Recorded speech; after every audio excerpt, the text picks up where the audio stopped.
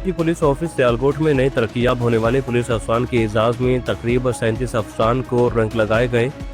DP office Sialkot में assistant sub inspector से sub inspector, head constable से असिस्टेंट सब इंस्पेक्टर और कांस्टेबल से हेड कांस्टेबल के ओहदे पर तरक्याब होने वाले 37 अफसरान के एजाज में एक पुरकार सादा तकरीब का इनेकाद किया गया। तकरीब में जीपीओ फैसल शहजाद ने तरक्याब होने वाले अफसरान की फैमिलीज मेंबरान के हमरा इन्हें नए ओहदे के रैंक लगाए।